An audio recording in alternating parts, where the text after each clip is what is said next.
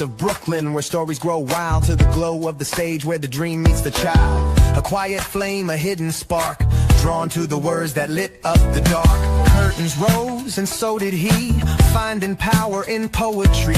One voice, one mic, one sacred truth. Every word he spoke uncaged the youth. He saw the world try to silence the bold, but his soul was wired to break the mold. Now he walks in purpose, pure and true. He was born to speak. Oh yeah, here we go, y'all. Here we go. Another episode of Born to Speak to You TV. I'm your host, Calvin Gibbs. Tonight's episode is called Reclaim Your Voice, Reclaim Your Life. I have a very special guest today, but first I have a question for you. Have you ever felt like you've been living someone else's story? Maybe you spent years trying to rise up to expectations, carrying emotional wounds, or believing messages that told you who you should be instead of discovering who you really were. What if today was the day that you reclaimed your voice and your life, all in one episode? In this powerful episode of Born to Speak to You TV, I sit down with a licensed psychotherapist, a speaker, and an author. And together, we're going to explore how healing, authenticity, and emotional wellness can help us break free from limiting beliefs and embrace the life that we were created to live. If you've ever questioned your worth, struggled to find your voice, or wanted the courage to become your authentic self, then this conversation is for you. Stay with us because your next chapter begins with one courageous decision right here on Born to Speak to You TV. Welcome to Born to Speak to You TV, where we're speaking life into the moments that matter. This isn't just a show. It's a movement. It's a space where stories are honored, voices are lifted, and truth has a mic. Each episode, we dive into powerful conversations on identity, on equity, growth, healing, leadership, and the courage that it takes to speak up in a world that often wants us to keep quiet. Whether it's through personal testimony, community impact, or artistic expression, Born to Speak to You is where voices rise and change begin.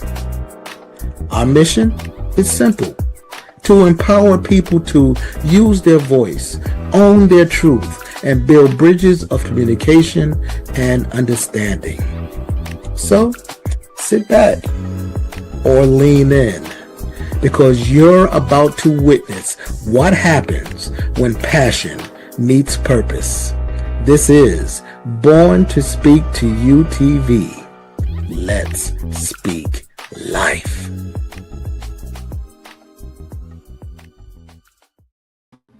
And we are back. This is Born to Speak to You TV.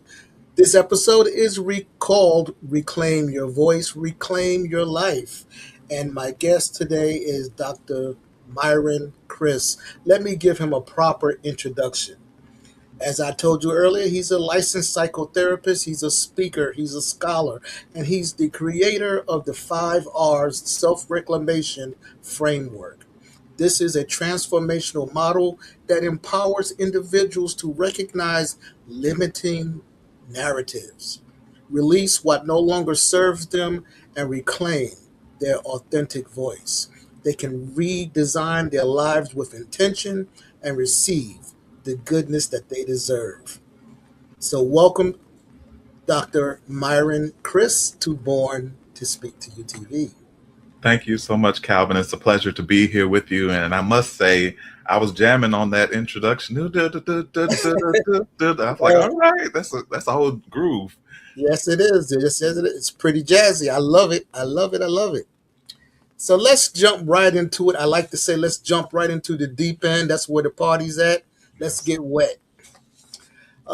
Let's talk about finding your voice. What does it really mean, in your definition, to reclaim your voice?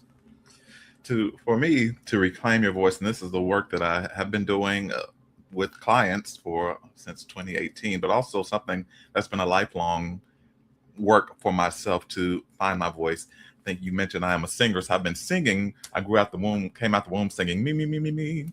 So I've been singing, but then it's still possible to sing, but sing someone else's voice or someone else's narrative or what was taught to you. But finding your voice goes even deeper than that for me. It's finding your authentic truth. I know we'll talk about that a little bit later, but finding out what makes your heart sing, what makes you come alive, finding your passion, finding your purpose. And that's what, in a nutshell, finding your voice really entails for me. Okay. And why do you think so many people lose their authentic voice? I think people lose their authentic voice for main different reasons, but the main reason I would say is because we've been, especially I work with a lot of people from marginalized identities, from racial, sexual, neurodivergent, marginalized identities, and safety is one of those big concerns there.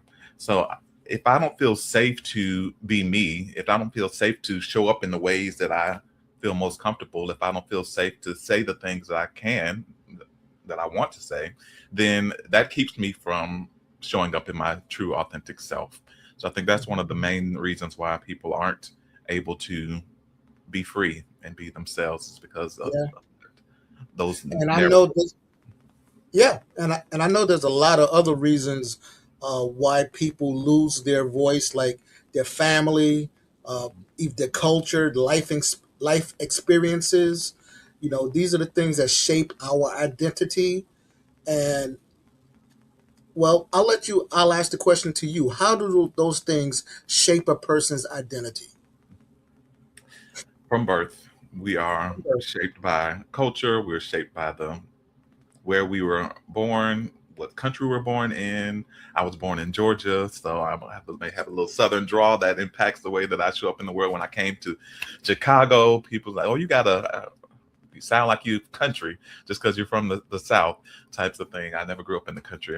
Atlanta is a city, but people say automatically put labels on you because of where you are, your skin color, your gender, whatever the case may be. So all of those things shape who we are and also Mhm. how other people view us.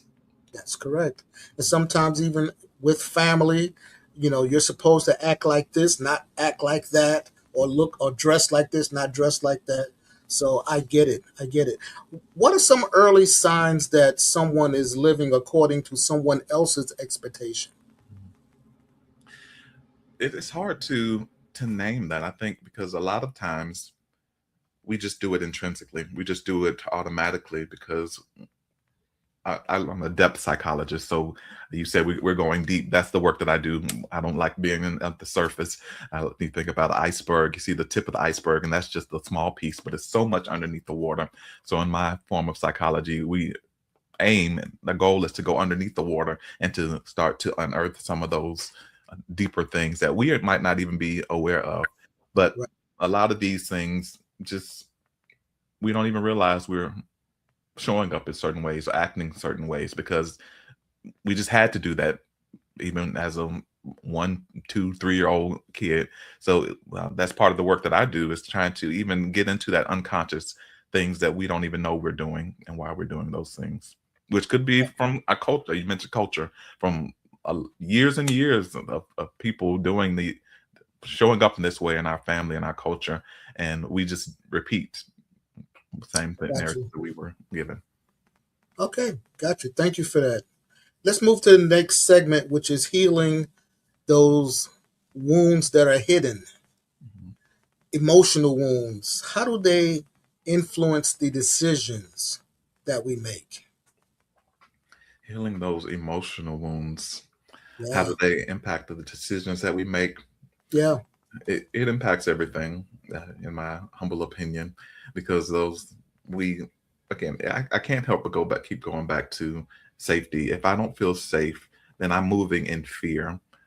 We call that fight, flight, or freeze, fawn response, that trauma response, where we get into this automatic, we call it autonomic response, where we show up in these things and we don't even think about it most times.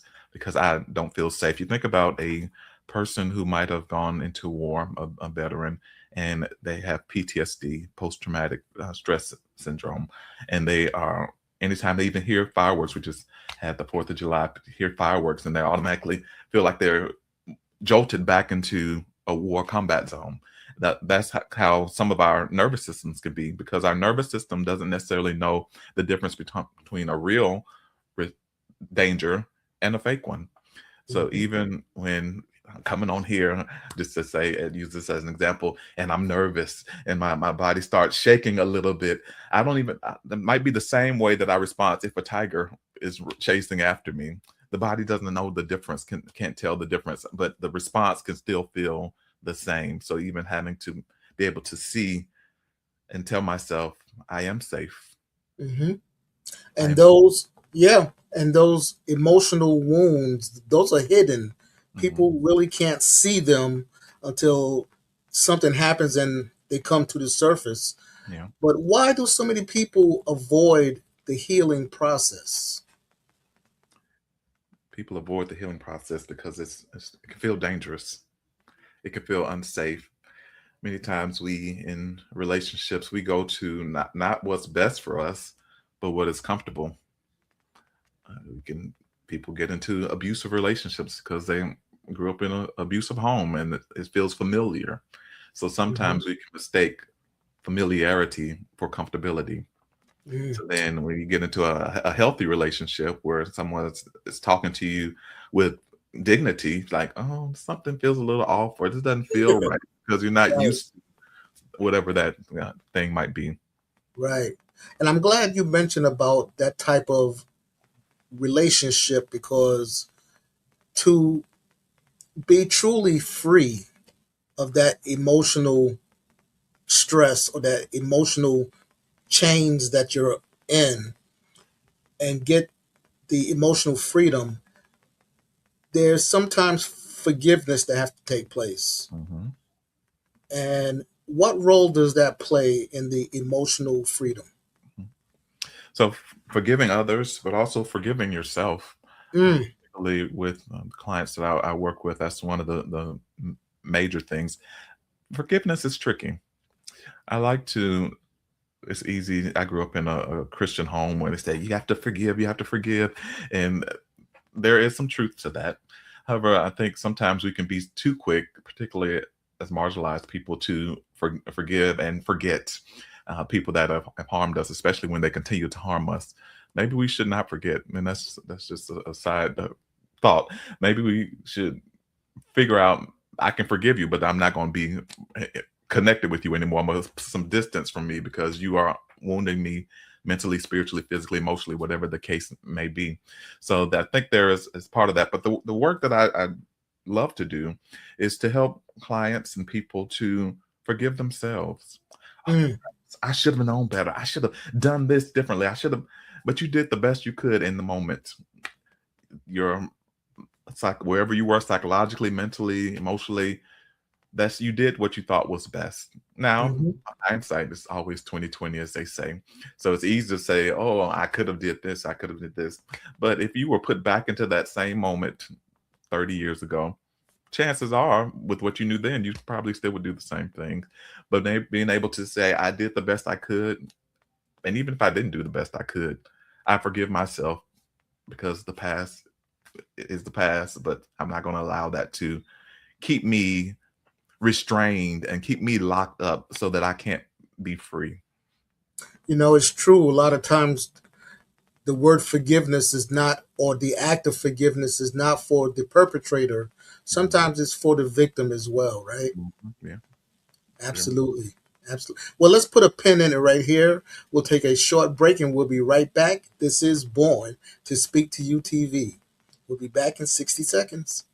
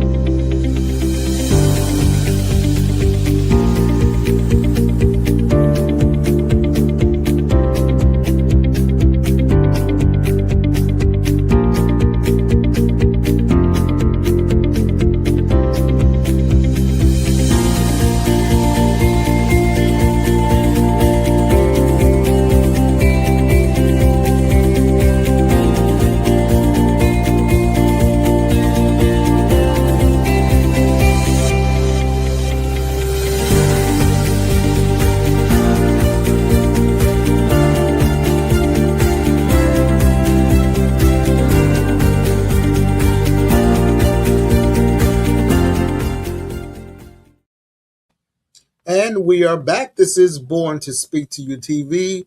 We're talking about reclaim your voice, reclaim your life with my guest, Dr. Myron Krys. I want to go back to our last segment for just one more question. I feel I got to ask this one. Is it possible for someone to move forward without addressing that past pain? Is it possible to actually move forward without addressing that past pain? Of course, I've been positioned and socialized into a certain way of framework. So as a depth psychologist, as I mentioned earlier, the goal is to go and unearth some of those past things. Is it possible, I'm going to even push myself some to think, is it possible to heal without going back to the root? I can't in this immediate second think of a way of that you can do that. It's like putting a band-aid over a broken bone. Like, it might feel a little better for the moment, but you still have those deep wounds, those deep broken spots that have to be healed. And even when you try to move forward, again, going back to the unconscious, why do I keep pushing away these wonderful people that love me, but I keep doing this because I have these wounds that I've not addressed. So I'm in this second, maybe down the line, I'll say something differently, but in this second, I can't say that I don't Yeah, think it's possible to truly heal without at least accepting it, looking at it, accepting it, and right. yeah. Yeah, when I was preparing for this talk today, I came across that question and I was asking myself that same question. Like, Mhm. I'm not sure, but then again, I'm not the expert. Let me ask the expert and see what he thinks about it. So let's quickly shift gears and move into the 5 R's framework. I Yes. really want to talk about this because I heard you present on this in a Toastmasters conference in the last few months, and it really, really resonated with me. So tell us about your self-reclamation framework.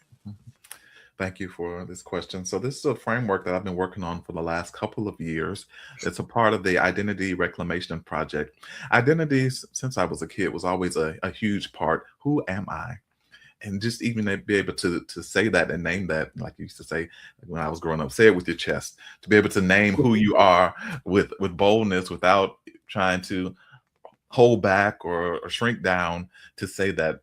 But as we've been talking about throughout this conversation so far today, getting to that point has been a challenge, and it is a challenge for some, especially, again, like I said, I talk a lot about to marginalized identities, people with marginalized identities.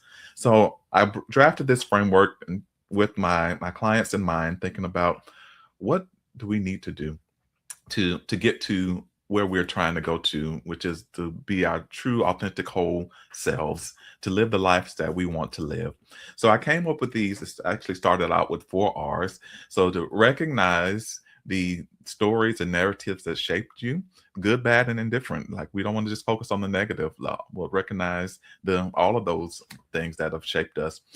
Release those limiting negative things that are holding you back or keep you sinking down.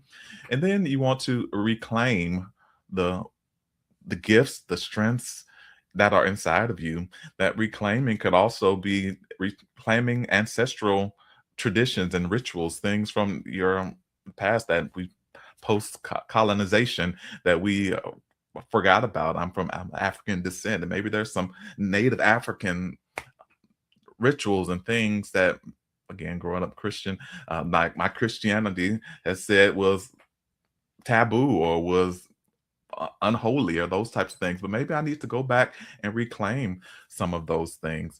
And then fourth is to redesign life and love on your own terms. So what is a life? Knowing all of these things, I've recognized, I've released, I've reclaimed, but then I need to not stop there, because it's easy to tear things down. But Mm, many of us, we deconstruct, and I used to have students when I was a professor, down with capitalism, and they're going to tear down the system. And I would ask them, okay, that's good, but then what are you going to replace it with? So it's like, You making it hard for us. We just want to tear the stuff down. That's the easy part. But what do you rebuild afterward? Because if we're not careful, we'll just make the same thing over and over again. So redesign the life and love on your own terms. And I stopped there, but then I realized we can do all of this work. We can redesign, but then I came up with that receive, because after the fact, after we've had this beautiful framework that and the life that we say we want to live, but then when it comes, can you receive it? Are you able to let it in? Again, talking about how good things can come to us, but if we're not ready to receive it, then we can push it away. Oh no, I don't deserve that. I'm not ready for that. But so even receiving it is a skill and something you need to practice over and over and over again, the art of receiving. And now this is not just a linear pathway. I move away from that linear mindset, but you might go back recognize and then redesign. You might skip all across, and at different points, oh, I'm in a receiving season. This is the time for me to receive, just learn to receive. But then I might have to go back and release some things, because it's an iterative process. It just builds on itself. And as things come up, things you didn't know 10 years ago, now it's coming up. Oh, I have some bitterness. I need to release that bitterness. So just kind of naming those are the 5 R's for the framework. Okay. All right. And what type of transformations have you witnessed through this framework? I've seen people be less anxious. I had a person who wrote me actually wrote my supervisor, and was talking about, I entered in feeling anxious, feeling worried about life, and now he said he feels free. Like he said, I just feel I don't have that anymore. I was pretty much seeing him for a relatively short time. It's less than 6 months, but I'm like, wow, you're automatically saying that people are starting to love themselves more, accept themselves more. I'm thinking about another person I've been seeing for a little over a year now, and I asked him, how does he view himself? And he says, I like myself. Well, when I asked him that a year ago, how do you view yourself? He said, I feel like I'm an imposter. I feel like I'm a hypocrite.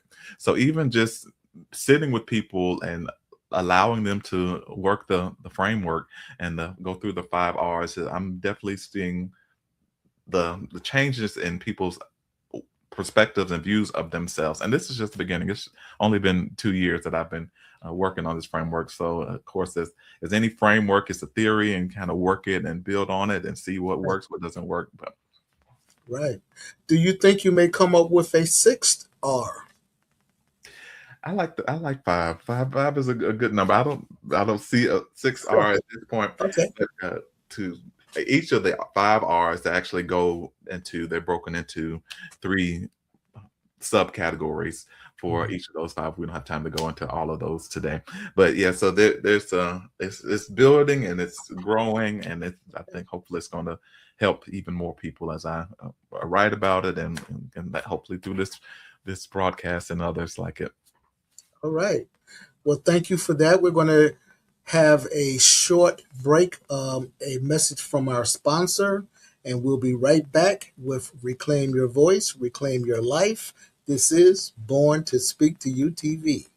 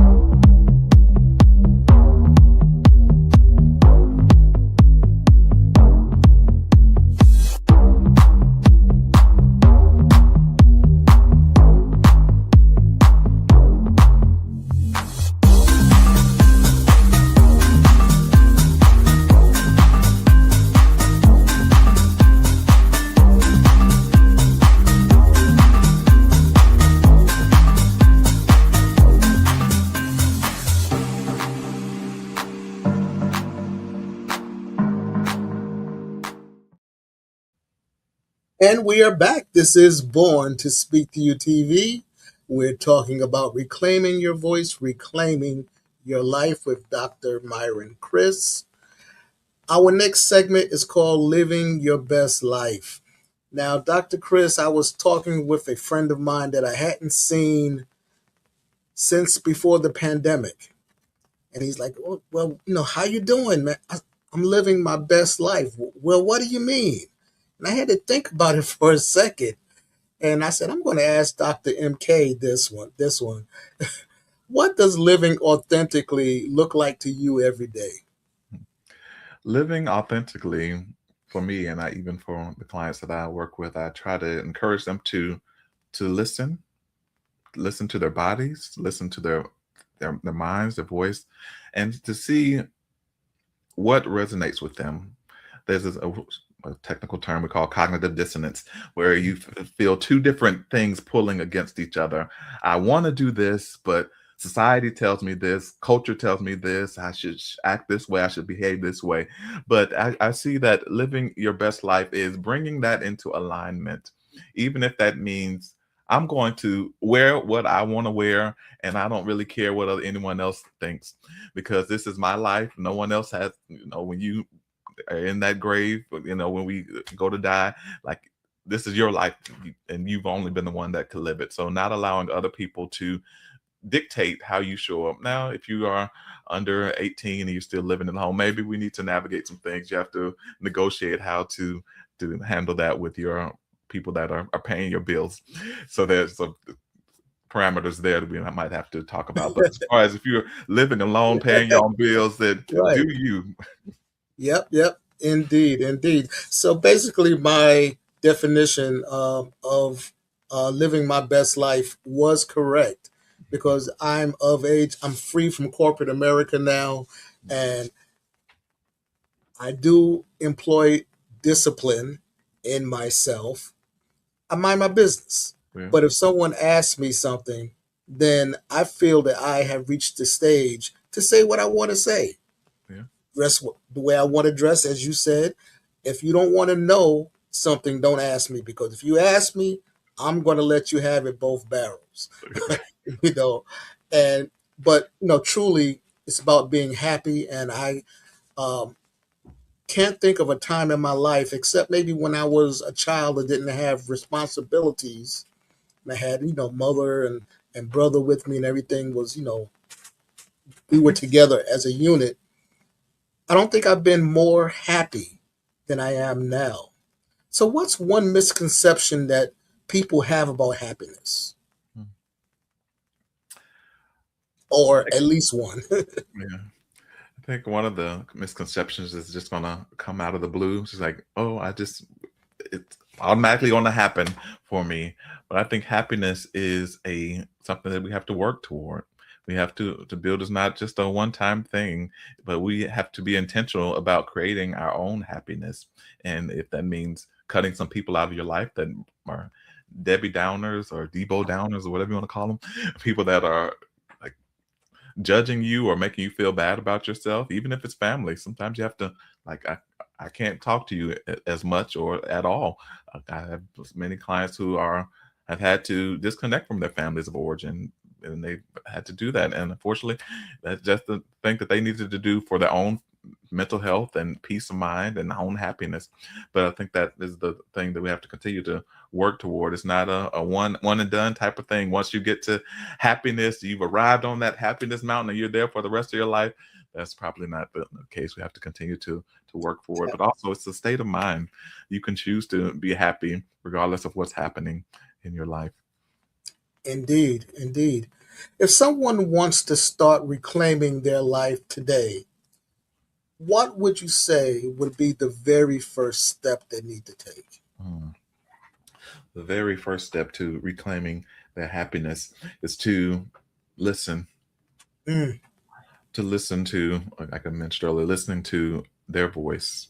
mm, Even it's that little small voice inside that says, I really would like to use this random example. I really would like to go get some ice cream. oh, but no, I don't need that. I don't want to gain weight or whatever the case may be. But just kind of listening to whatever that inner voice, I really would love to write a book. Oh, but then that inner critic says, oh, you don't know enough. You're not smart enough. You don't. But listening beyond the inner critic that is going to show up. If you're anything like me, it's going to show up. It's going to tell you all the 11 reasons why you can't do some things that you are supposed to do, what you're called to do. But heard somebody say that oftentimes when you feel like you know enough, that you are good enough, then you're over prepared. So don't wait till you feel like I got everything in the bag and now I can start, because then you're surpassed your prime, if you will. You surpassed the place where you should be. Yeah. Yeah. One thing I've learned in life is that I will never be prepared to the point of being 100%. Mm-hmm.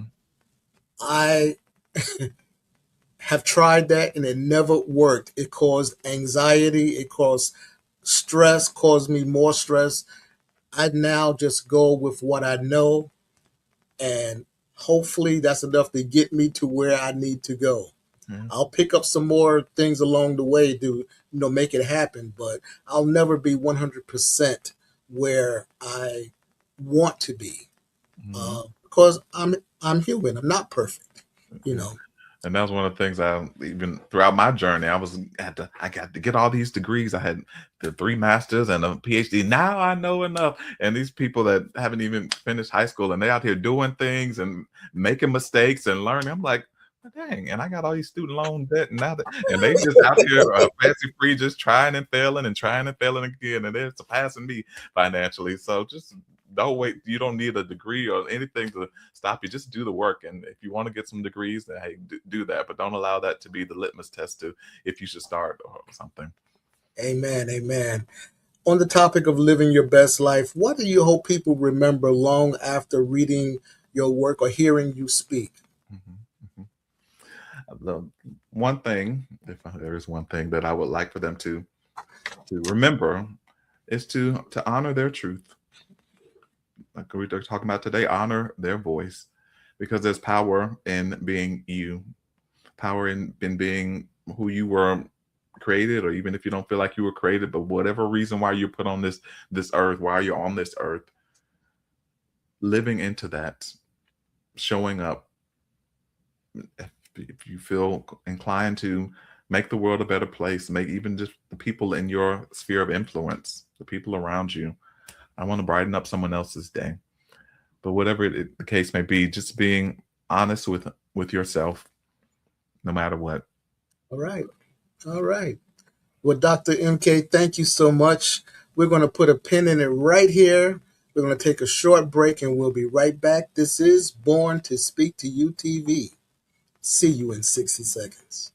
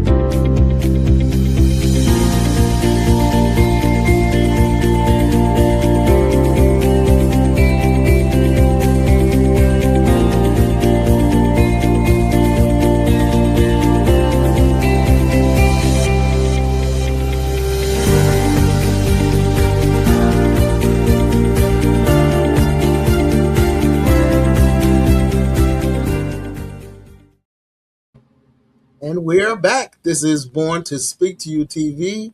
My guest today is Dr. Myron Krys. This episode is Reclaim Your Life. Reclaim Your Voice, Reclaim Your Life.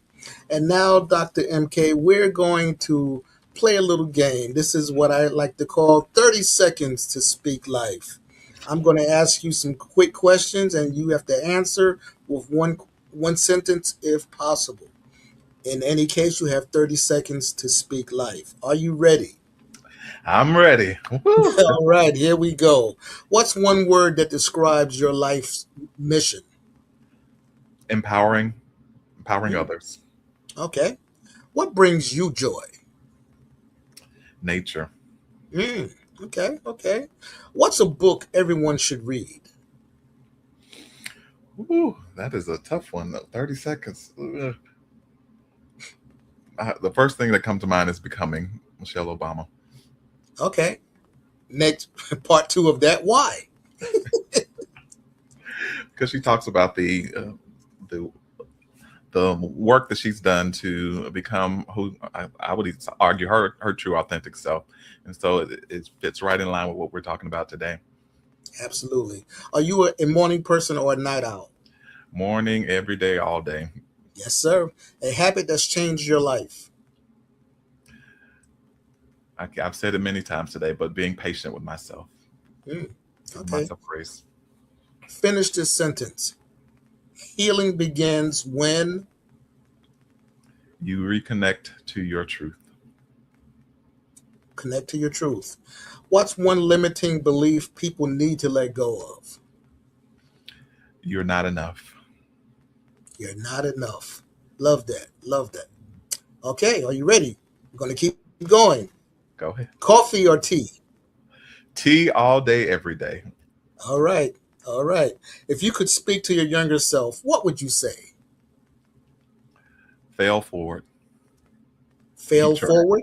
Yes, keep Oh, trying. Don't all allow right. anything to stop you. All right. Fill in this blank. Your life, I'm sorry, your voice matters because. You are the only one with it. Mm, okay. What's one word you hope people use to describe you?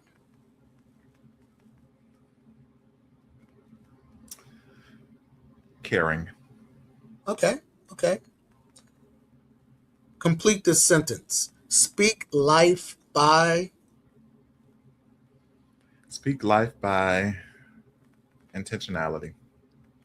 intentionality. I love that. I love that. Okay, Dr. MK, what's one word you wish people would say to themselves more often? One word I wish people would say to themselves more often is you are beautiful, handsome, gorgeous, whatever word we want to use there.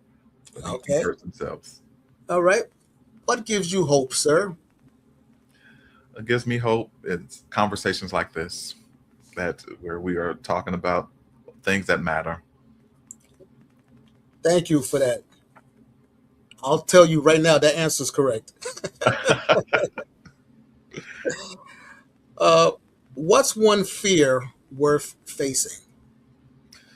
That fear, and I keep saying the same thing over and over again, but that fear of yourself being your true authentic self, fear that if I show up, then no one is going to love me and no one's going to be there for me. That is a fallacy. That's a lie. If you show up with your true self, then your tribe will find you, but they can't find you if you are under a rock. Okay. Now you told me you were grooving to the theme song for Born to Speak to You TV. If your life had a theme song, what would its message be? That message, which is what you heard at the Toastmasters meeting, was I got to be me. Okay, I love that. I love that. And the last question: what's something people apologize for that they shouldn't apologize for? They apologize for other people's response to their truth. Hmm. So if they state their truth and then the other person doesn't handle it correctly, or kindly, then they, oh, I'm sorry, I'm sorry, I'm sorry. No, just be you and let the cards fall where they may. All right. Well, Dr. MK, I want to say you did a great job. You passed the test. You played well, sir. You played well. Thank you for being our guest today. And if anyone wants to reach out to Dr. MK, Dr. Myron Krys, you can reach him on his website. It's on the screen there. Dr. Myron Krys, KRYS.com. Dr. Chris, I will see you around the district. It's been a It's a pleasure. pleasure having you, and let's do this again sometime soon. I would love that. Thank you so much, Calvin. My pleasure. We'll be right back after this message. This is Born to Speak to You TV.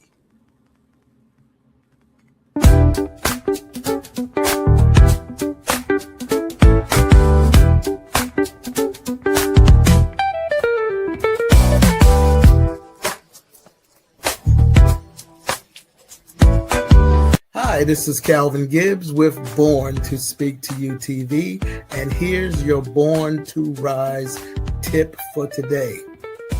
You're not stuck.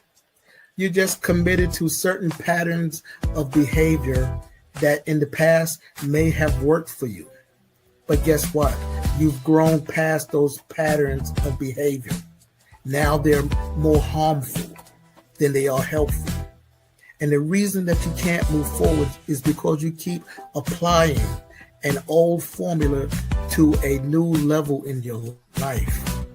That old formula, that is for where you were. But you've moved on to another level. And it's time to have a new formula, a new solution. So change the formula and get a different result. If you keep doing what you did when you were there, it's not going to work out. You've moved on to another level, change the formula, and step into your purpose. You were born to rise. From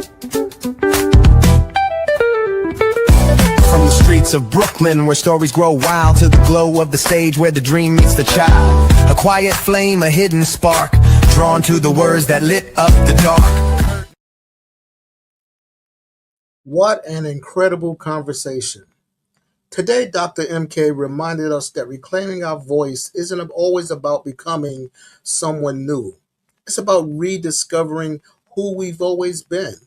Healing isn't a destination. It's a journey of releasing what no longer serves us and embracing our true, authentic self and choosing every day to live with purpose, courage, and hope. If something from today's conversation spoke to your heart, then don't let it end here. Okay, pass it on. Take the next step this week towards reclaiming your voice. Have the difficult conversation. Let go of the limiting belief. Choose healing. Choose authenticity. Choose you. I want to extend my sincere thanks again to Dr. Myron Krys for sharing his wisdom, his vulnerability, and his passion with us today. We truly appreciate you being a part of the Born to Speak to You TV family, Dr. Krys. And a special thank you to our incredible partners at DFN Broadcast Studios for providing this platform that allows these meaningful conversations to reach audiences around the world. So if today's episode encourages you, make sure that you like, subscribe, share this episode with someone that needs to hear it. And follow Born to Speak to You TV for more conversations that inspire hope, leadership, and growth. And you can scan the QR code, it's right on your screen. And remember, until next time, your voice has power. Your story has purpose. So keep speaking life into the moments that matter. And we'll see you next week for another conversation that will inspire you to live boldly, lead intentionally, and speak life every step of the way. Bye.